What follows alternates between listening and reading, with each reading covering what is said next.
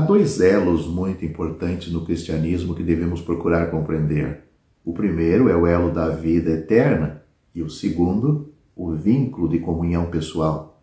Esses dois elos, sendo distintos, nunca devem ser confundidos e, estando intimamente conectados, nunca devem ser separados. Ficou meio confuso? Me acompanhe neste vídeo. Você vai entender o que é uma coisa e outra. O primeiro é o fundamento da nossa segurança. O último, a fonte secreta de nosso prazer e a fonte de toda a nossa fecundidade espiritual. O primeiro nunca pode ser quebrado. O segundo pode ser quebrado por mil coisas. Primeiro, quanto ao precioso elo da vida eterna, não podemos fazer nada melhor do que citar algumas passagens claras da Escritura, estabelecendo de onde vem, o que é, quando e como é formado. Em primeiro lugar, deve-se ter claramente em mente que o homem, em seu estado natural, nada só sabe sobre esse vínculo.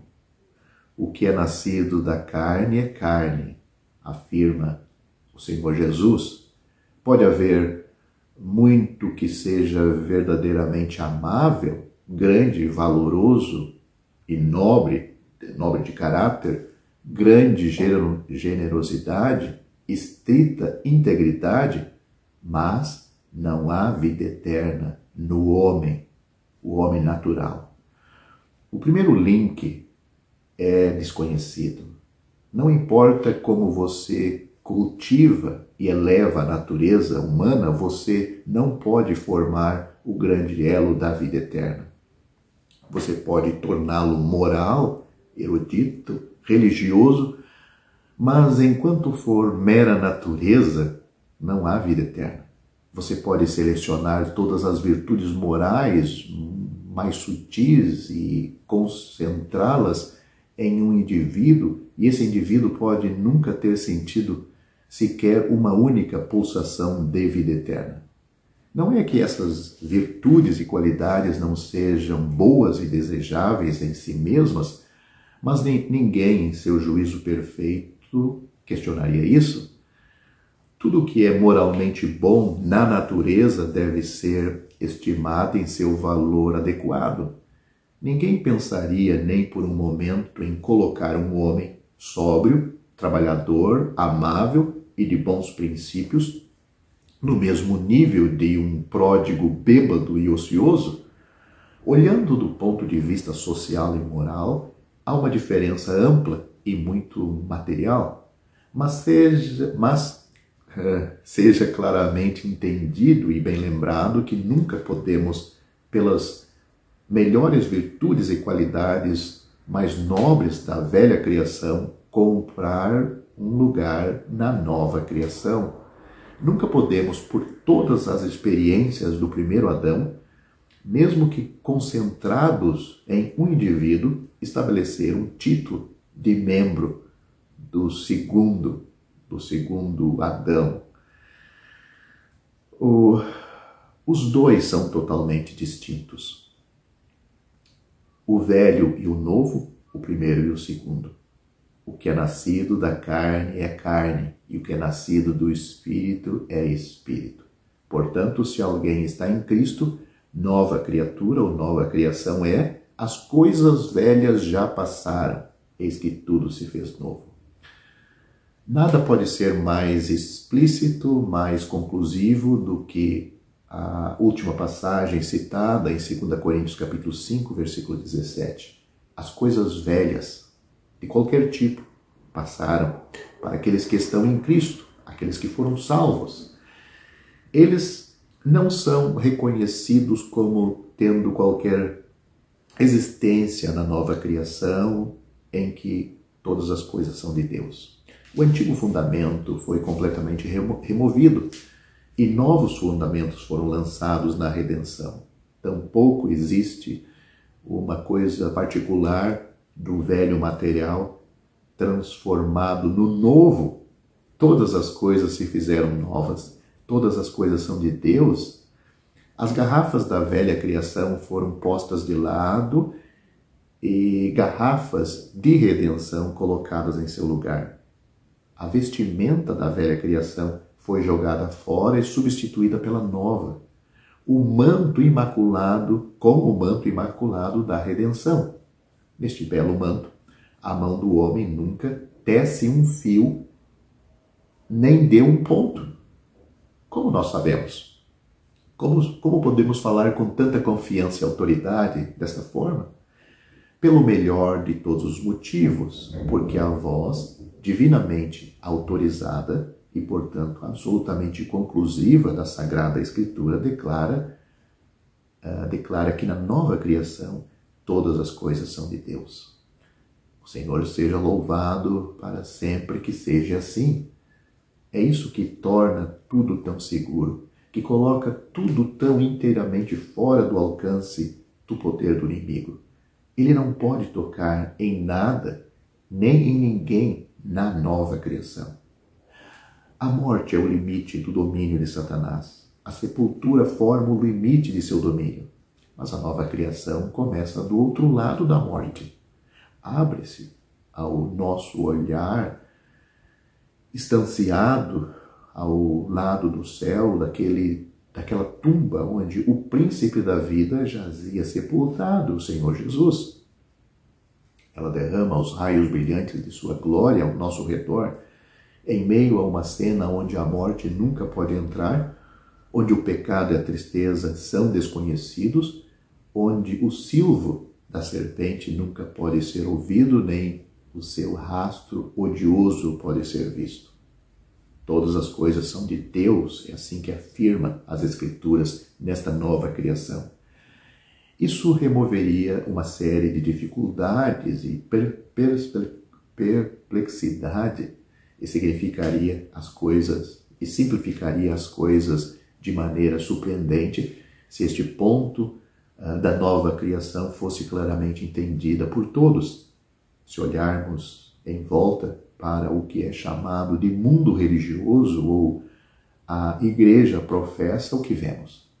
Muito esforço para melhorar o homem, sua condição adâmica, sua condição natural ou velha criação. Vemos filantropia, ciência, filosofia, religião. Tudo entra em jogo. Cada espécie de influência moral é exercida com o propósito de elevar o homem na escala da existência. O que os homens querem dizer quando falam de elevar as massas? Até onde eles podem ir em suas operações? Até que ponto eles podem elevá-los? Eles podem criá-los para a nova criação? Eles podem elevá-los à nova criação? Claramente não, visto que naquela criação todas as coisas são de Deus. Além disso, quem ou o que são essas massas que os homens procuram elevar? Eles são nascidos da carne ou nascidos do Espírito. Da carne, confessada, é seguramente. Pois bem, o que é nascido da carne é carne, disse o Senhor Jesus a Nicodemos em João capítulo 3. Você pode elevá-lo tão alto quanto quiser. Você pode aplicar a alavanca mais poderosa e levantá-la ao ponto mais elevado possível. Eduque, cultive, sublime como quiser. Que a ciência, a filosofia, a religião, assim como chamada, a filantropia, tragam todos os seus recursos. E o que foi feito? Você não pode torná-la espírito. Você não pode trazê-lo para a nova criação.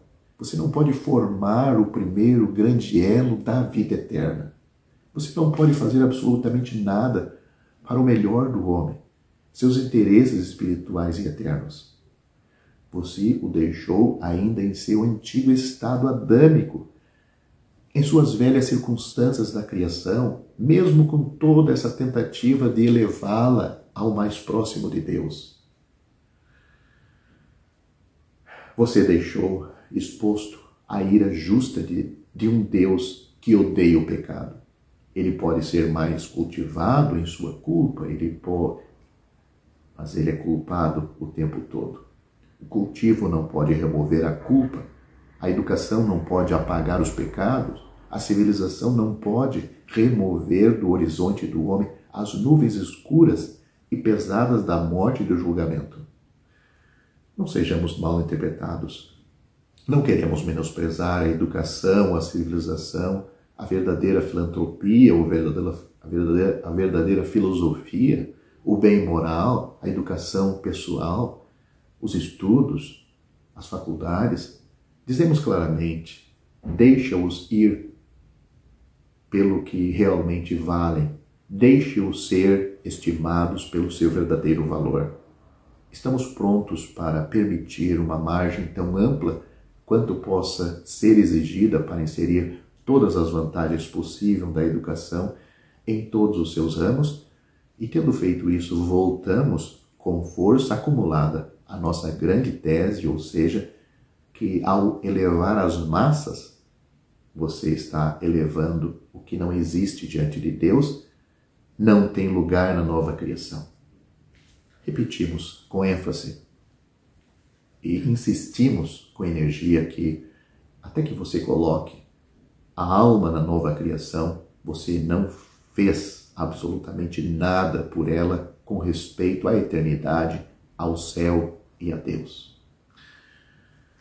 É verdade que você pode facilitar o caminho do homem neste mundo, pode remover algumas das asperezas da estrada da vida humana, pode colocar a carne no seio ilusório do luxo e da comodidade, você pode coroar a testa do homem com todas as espécies de louros que já foram conquistados nas várias arenas que os homens travaram a luta competitiva pela fama. Você pode adornar seu nome com todos os títulos que já foram concedidos por um mortal a seu semelhante mortal, e depois de tudo isso, você o deixa em seus pecados e exposto à morte e condenação eterna.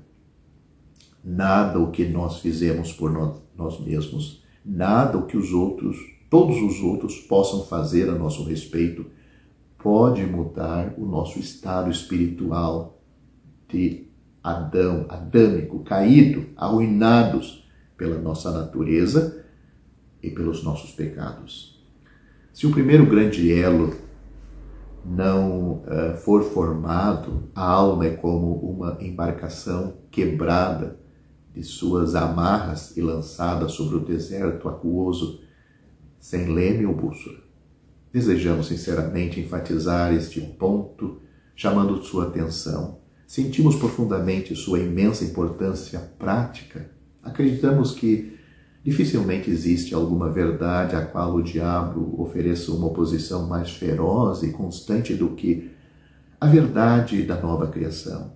Ele conhece bem sua poderosa influência moral, seu poder de elevar a alma das coisas presentes, de produzir morte para o túmulo e elevação prática e habitual acima das coisas do tempo e dos sentimentos. Portanto, seu esforço é manter as pessoas sempre enganjadas no trabalho, sem esperança de tentar elevar a natureza e melhorar o mundo. Ele, Satanás, não tem nenhuma objeção à moralidade, à religião como tal, em todas as suas formas. Ele até usará o próprio cristianismo como um meio de melhorar a velha natureza. De fato, sua obra-prima é alinhavar a religião cristã como uma nova peça sobre a velha roupa da natureza caída.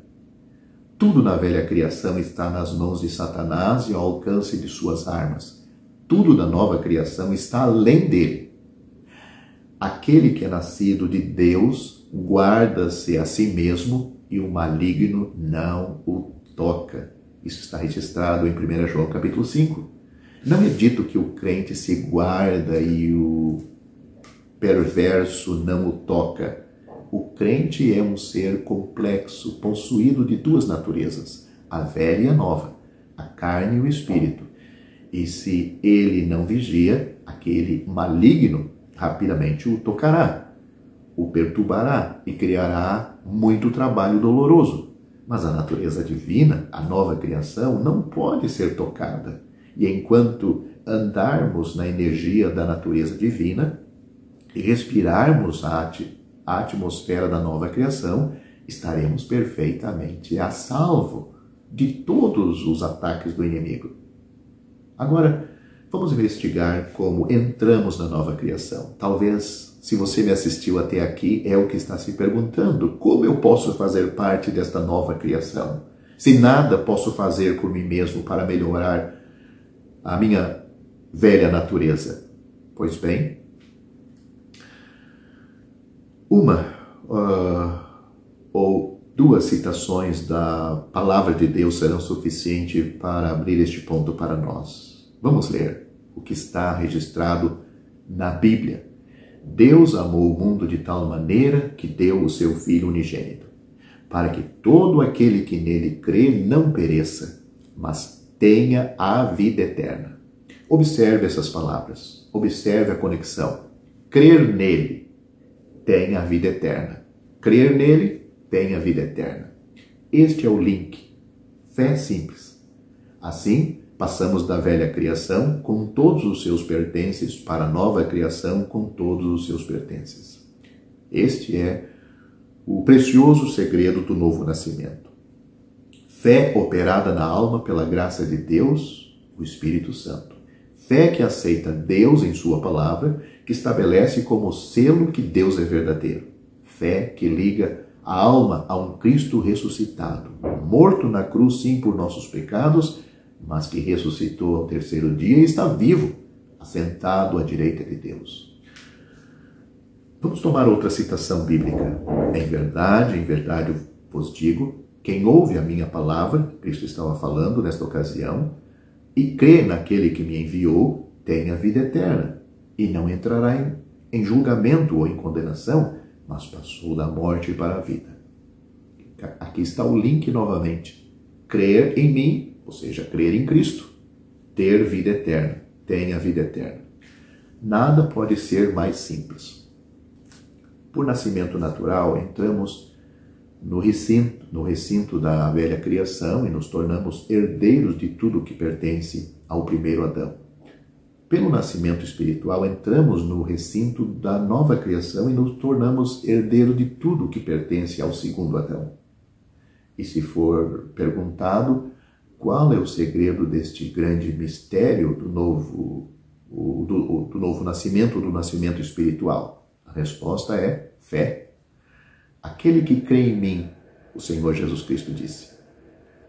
Portanto, se você é alguém que crê no Senhor Jesus Cristo como seu Salvador pessoal, que morreu para lhe salvar dos seus pecados presentes, futuros e eternos, conforme a linguagem das passagens citadas, você está na nova criação. Já é um possuidor da natureza divina. Já está ligado a Cristo por um elo perfeitamente indissolúvel. Tal pessoa nunca pode perecer. Nenhum poder da terra ou do inferno, homens ou demônios, jamais poderá quebrar aquele elo da vida eterna que conecta todos os membros de Cristo com sua cabeça ressurreta em glória e uns com os outros. Esta fé não é crer que a palavra de Deus é verdadeira, nem crer que é tudo verdade, mas sim se tomar posse, tomar para si. E esta é uma obra do Espírito Santo, produzido na alma do pecador. Que você observe particularmente que, com referência ao elo da vida eterna em sua formação, devemos tomar os pensamentos de Deus no lugar dos nossos.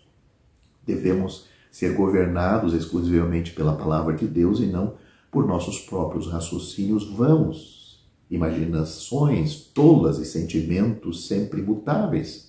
Além disso, devemos ter cuidado para não confundir os dois elos que, embora intimamente ligados, são completamente distintos. Não devemos deslocá-los, mas deixá-los em sua ordem divina, no seu devido lugar. O primeiro não depende do segundo, mas o segundo flui do primeiro. O segundo é tanto um elo quanto o primeiro, mas é o segundo e não o primeiro. Não está entendendo nada? Todo o poder e malícia de Satanás não pode romper o primeiro elo. O peso de uma pena pode quebrar o segundo. O primeiro elo dura para sempre. O segundo pode ser quebrado em um momento. O primeiro elo deve sua permanência à obra de Cristo por nós, que foi consumada na cruz, e a palavra de Deus para nós, que está estabelecida para sempre no céu. O segundo elo depende da ação do Espírito Santo em nós, que pode sofrer, e infelizmente sofre, a interferência de 1000 coisas no curso de um único dia. O primeiro é baseado na vitória de Cristo para nós. O último é baseado nas vitórias do Espírito em nós. Ou seja, estou falando da salvação, que é recebido num ato de fé em Cristo, e isto nada pode ser abalado por toda a eternidade, e o outro é a vida cristã, que sim, podemos tropeçar, errar. Nem sempre vamos ter vida vitoriosas. Agora, é nossa firme convicção que milhares ficam abalados quanto à realidade e perpetuidade do primeiro elo da vida eterna por causa da falha em manter o segundo elo da comunhão pessoal. Algo ocorre para quebrar o último e eles começam imediatamente a questionar a existência no primeiro elo.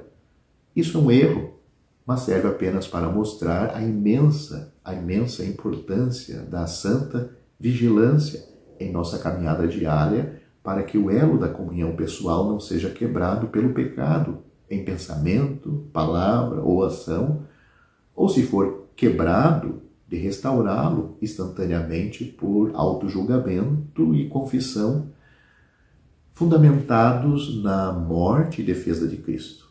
É um fato inegável, confirmado pela triste experiência de milhares de verdadeiros salvos, santos de Deus, que quando o segundo elo é rompido, é quase impossível realizar ou se alegrar no primeiro, ainda que este elo nunca vai ser rompido. Isso, embora tão vitalmente importante para nós, é na realidade apenas uma coisa secundária, pois certamente a suspensão de nossa comunhão é uma coisa pequena quando comparada com a desonra feita à causa de Cristo e a dor causada ao Espírito Santo por aquilo que ocasionou a suspensão. Que o Espírito de Deus opere em nós poderosamente para produzir vigilância, oração, seriedade e zelo, para que nada ocorra que interrompa a nossa comunhão, mas que os dois elos possam ser entendidos e desfrutados em seu devido lugar e ordem, para a glória de Deus. Por nós, a estabilidade de nossa paz nele e a integridade de pureza de nossa comunhão diante de Deus deve ser mantida pela firmeza de nossa fé em Cristo na caminhada cristã. A fim de desenvolver um pouco mais sobre o assunto, sobre os dois elos, eu gostaria de chamar a atenção de você que me ouve para uma passagem muito importante em 1 Coríntios capítulo 5. Diz assim: Pois Cristo, nossa Páscoa, foi sacrificado por nós. Portanto, vamos celebrar festa. Nesta breve citação, temos uma ampla gama de verdade apresentada. Temos primeiro declarado um grande fato. Cristo, nossa Páscoa, foi morto, foi sacrificado. Em segundo lugar, temos um apelo sincero, celebremos a festa. No primeiro, temos o fundamento de nossa segurança. No segundo, o verdadeiro segredo da santidade pessoal. Aqui, novamente, temos os dois elos em sua distinção adequada e, ainda assim, em sua ordem adequada. Temos um sacrifício e uma festa. Duas coisas bastante distintas, mas intimamente ligadas. É o que temos tratado até agora neste vídeo.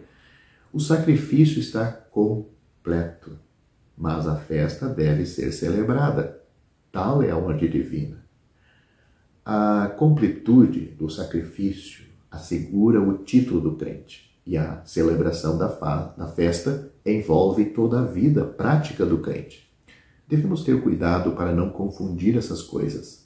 A festa dos pães ázimos foi fundada sobre a morte do Cordeiro Pascal.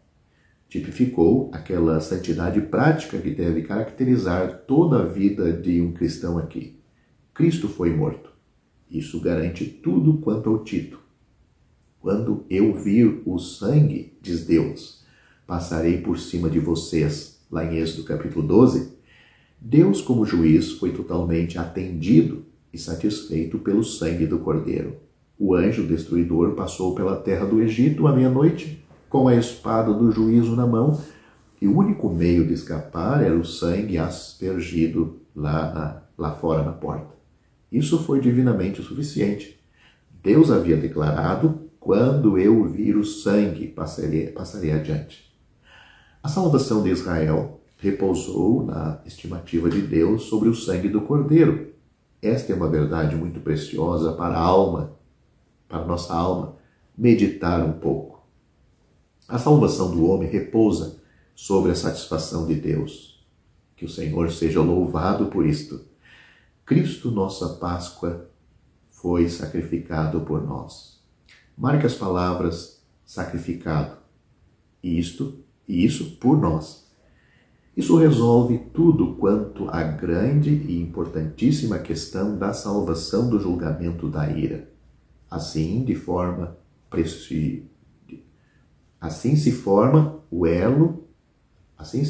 o precioso elo da salvação, um elo que jamais pode ser rompido por toda a eternidade. O elo da vida eterna e o elo da salvação eterna são um e o mesmo. O Senhor Jesus Cristo, o Salvador vivo, a cabeça ressurreta, mantém e sempre manterá esse elo em integridade ininterrupta por toda a eternidade. Ele diz: porque eu vivo, vós também vivereis. Se quando éramos inimigos fomos reconciliados com Deus pela morte de seu Filho, muito mais, se estando já reconciliados, seremos salvos pela sua vida. Ele vive sempre para interceder por nós. Tudo isso que acabei de citar são versículos bíblicos. Agora, uma ou duas palavras quanto à exortação do apóstolo em relação à nossa vida prática. Portanto, celebremos festa. Cristo nos guarda e nós devemos manter a festa. Ele foi morto para oferecer um banquete para nós. E esse banquete é uma vida de santidade pessoal, separação prática de todo o mal. A festa de Israel era composta de 3 coisas: um cordeiro assado, ervas amargas e pão sem fermento. Ingredientes preciosos. E isto tem aplicação espiritual. Eles expulsaram, em linguagem prática, primeiro, Cristo como tendo suportado a ira de Deus por nós. Segundo, aqueles profundos exercícios espirituais do coração que fluem de nossa contemplação da cruz. E terceiro, santidade pessoal ou separação prática do mal. Tal era a festa dos redimidos de Deus e tal é a nossa festa agora. Tal aconteceu literalmente com os israelitas, assim acontece com nós na nossa vida prática e espiritual. Que possamos ter a graça de celebrá-lo de acordo com sua divina ordem. Que nossos lombos estejam cingidos, nossos pés calçados e nosso cajado de peregrino na mão. Lembre-se, não é uma festa celebrada para alcançar um sacrifício, ou seja, alcançar a salvação, mas um sacrifício morto para fornecer uma festa, ou uma salvação que nos dá dias bons. Não devemos inverter esta ordem. Somos muito propensos a revertê-lo, e o mundo religioso faz isto porque tendemos a considerar Deus como um cobrador em vez de um doador, para fazer do devedor a base da salvação em vez de fazer da salvação a base do devedor. ou a base do dever, melhor dizendo. O israelita não punha de lado o fermento para ser salvo da espada do destruidor, mas porque estava salvo. Em outras palavras, havia primeiro o lintel manchado de sangue e depois o pão sem fermento. Essas coisas não devem ser confundidas, não devem ser separadas. Não somos salvos da ira por pão ázimo, mas por um lintel manchado de sangue. Mas só podemos desfrutar do último quando mantemos o primeiro com diligência e zelo. Os dois elos devem permanecer sempre em sua ordem divina e em sua conexão inseparável. O próprio Cristo infalivelmente mantém um, e nós, pela graça de seu Espírito, devemos manter o outro, que ele nos capacite a fazer isto. Ao terminar esse vídeo, que foi bem extenso, eu sugiro que você leia com cuidado Efésios capítulo 2, do versículo 8 ao 10. Estude aqueles versículos com um coração aberto à voz do Espírito Santo e você vai entender resumidamente tudo o que eu disse neste vídeo.